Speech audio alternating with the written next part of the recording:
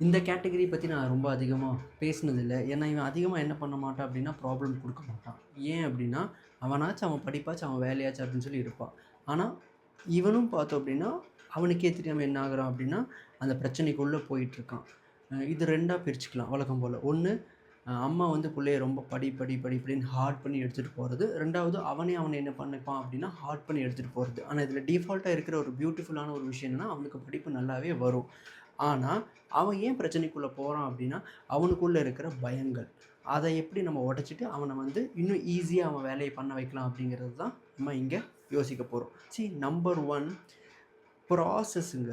Curl டுவெக் சொல்றாரு, mind set ரொம்ப முக்கியம். மைண்ட் செட்ல பார்த்தோன்னா, ப்ராசஸ் தாங்க ரொம்ப ரொம்ப முக்கியம். நம்ம தல டோனி கூட சொல்லுவாரு, "டேய் ரிசல்ட்ட விட்றா. கடைசி பால்ல உன்னால என்ன பண்ண முடியுமோ அத பண்ணிட்டு வா. ரிசல்ட் வந்தா வரட்டும், வரலன்னா வரல. அவ்வளோதான்." சி அதிகமா என்ன பண்ணுங்கன்னா, உங்க குழந்தைகளுக்கு ஞாபகப்படுத்த ட்ரை பண்ணுங்க. இன்னைக்கு என்ன படிக்கணும்? இன்னைக்கு என்ன ஸ்டடி பிளான் வச்சிருக்க? இன்னைக்கு என்ன சேலஞ்ச் இருக்கு. அத நல்லபடியா முடிக்கணும். அவ்வளோதான். ரிசல்ட் வரது, ஐஐடி ஸ்கோர்ஸ் வருது, நீட்டோட ஸ்கோர் வருது, கட் ஆஃப் வருது. இது எல்லாமே ரிசல்ட். இத அவன் இன்னைக்கு உட்காந்து யோசிச்சான் அப்படின்னா, அவனுக்குள்ள இருக்கிற ஆங்சைட்டி என்ன ஆகும்னா அதிகமாகும். அந்த ஆங்சைட்டி வந்து அவன இன்னும் ரொம்ப சைக்காலஜிக்கலா வந்து தொந்தரவு பண்ணும். ஆப்வியஸா அது வந்து அவனோட அகாடமிக்கா பாதிக்கப்படும். So process. இன்னைக்கு என்ன வேலை அத பண்ணி அவ்வளோதான். இந்த ப்ராசஸ்ல ரொம்ப 2வது முக்கியமான ஒரு விஷயம், அவன் அப்பப்போ அதை கரெக்ட் பண்ணிக்கிட்டே இருக்கணும். அதனால தான் ஸ்கூல்ஸில் டெஸ்ட் வைக்கிறாங்க.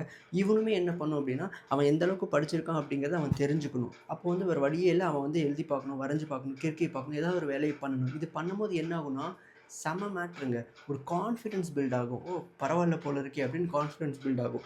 இல்ல சரியா பண்ணல அப்படின்னா, அது கரெக்ஷனுக்கு எடுத்துகிட்டு போகும். அப்போ அது கரெக்ஷன் பண்ணும்போது மறுபடியும் என்ன ஆகும்னா, நமக்குள்ள ஒரு கான்ஃபிடன்ஸ் பில்ட் ஆகும். நம்ம செல்ஃப் எஃபிகசி என்ன ஆகும் அப்படின்னா, ரொம்ப பில்ட் ஆகும். ஸோ இது செம மேட்ரு. இதை பண்ண வைக்கிற ட்ரை பண்ணுங்க. 3வது ரொம்ப முக்கியமான விஷயம், ஒரு டெக்னிக், ஒரு சிபிடி டெக்னிக். அதாவது வந்து அவன் ஒரு விஷயத்த கேட்ச் பண்ணி, சேலஞ்ச் பண்ணி சேஞ்ச் பண்ணும். அவன் ரொம்ப கஷ்டமா இருக்கு. நான் வந்து ஃபெயில் ஆயிட்டேன்னா என் வாழ்க்கை முடிஞ்சு போச்சு. அவ்வளோதான். எங்க அப்பா, அம்மா நம்பிக்கை எல்லாமே முடிஞ்சு போச்சு அப்படிங்கிறது வந்து அவனுடைய மிகப்பெரிய ஒரு ஒரு ஒரு ஆங்சைட்டி. அத தான் அவன் என்ன பண்ணும் அப்படின்னா கேட்ச் பண்ணும். கேட்ச் பண்ணி அதை எப்படி வந்து அவன் சேலஞ்ச் பண்ணுவான்னா, இன்னைக்கு வந்து இன்னைக்கு என்ன ஸ்டடி பிளான்? இன்னைக்கு ஸ்டடி பிளான வந்து நான் இந்த அளவுக்கு வந்து சிஸ்டமேட்டிக்கா எடுத்துட்டு போலாம் அப்படிங்கிறத அவன் என்ன பண்ணும் அப்படின்னா, லைக் வந்து அதுதான் அவனோட சேலஞ்ச். அந்த சேலஞ்ச் அவன் எப்படி எடுத்துகிட்டு போகணும் அப்படிங்கிறத பார்த்துட்டு அதை சேஞ்ச் பண்ணும். இன்னைக்கு நம்ம வேலை முடிஞ்சிருச்சுடா அப்படிங்கிற விஷயத்த சேஞ்ச் பண்ணோம் அப்படின்னா அந்த ஆங்சைட்டி கம்மியாகும். இதில் டிஃபால்ட்டா இருக்கிற ஒரு விஷயம் என்னன்னா மைண்ட் செட்.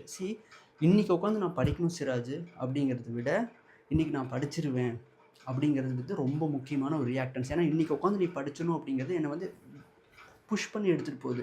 இன்னைக்கு நான் படிச்சிருவேன் அப்படிங்கிறது என்னோட சாய்ஸ். நான் படித்தாலும் படிக்கலாம், படிக்கலைனாலும் படிக்கல.